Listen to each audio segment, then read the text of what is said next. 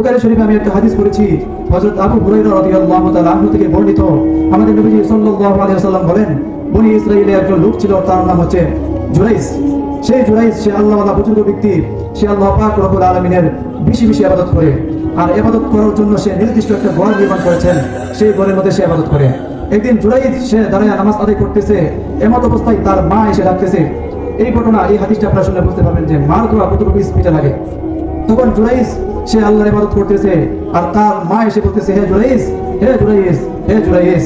তিনবার যখন ডাকলো, জুরাইস সে বলতেছে, আরে আমি তো নামাজে আছি, আল্লাহ পাক রব্বুল আলামিন তিনি আমার কাছে অনেক বড়, এদিকে আমার মা সে অনেক বড়, আমি কি আমার আল্লাহ পাক রব্বুল আলামিনের ডাকে সাড়া দিব নাকি আমার মার ডাকে সাড়া দিব?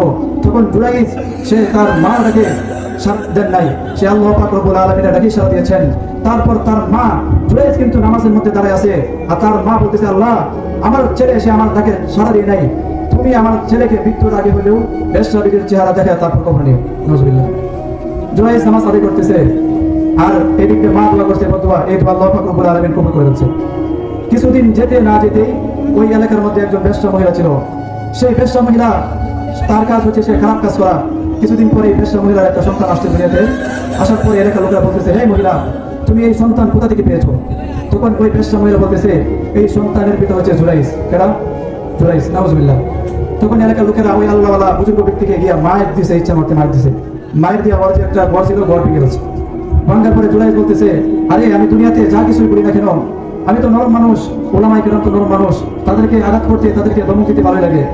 সে বলতেছে, আমি তো নরম মানুষ, আমি যদি মানুষের কাছে একটা কথা বলি তারা আমার কথা মানবে না, আমার কথা যদি মানে তিনি হলেন একজন, তিনি হচ্ছে আমার আল্লাহ, আমার আল্লাহ আমার কথা মানবে।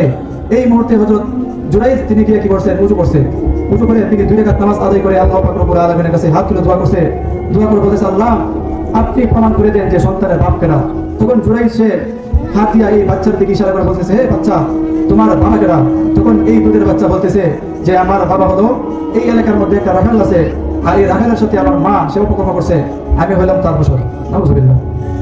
তখন জুরাইসকে তার এলাকার লোকেরা বলতেছে, জুরাইস আমরা ভুল করেছি, তুমি ক্ষমা করে দাও, তুমি ক্ষমা করে দাও, তোমার জন্য একটা স্বর্ণ দিয়ে বা রূপা দিয়ে একটা বর পেতে দেয়।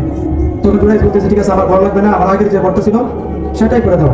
এই হাদিস শোনার অর্থ হলো, এই জুরাইসের হাতের ইশারায় দুধের শিশু কথা বলে, তার ব্যাপারে যদি তার মার দোয়াটা এরকম অ্যাকশন হতে পারে, তাহলে আমাদের হাতের ইশারা তো সাধারণ মানুষ শিশু না, তাহলে আমাদের ব্যাপারে যদি মা দোয়া করে এরকম হবে না? হবে না? হবে।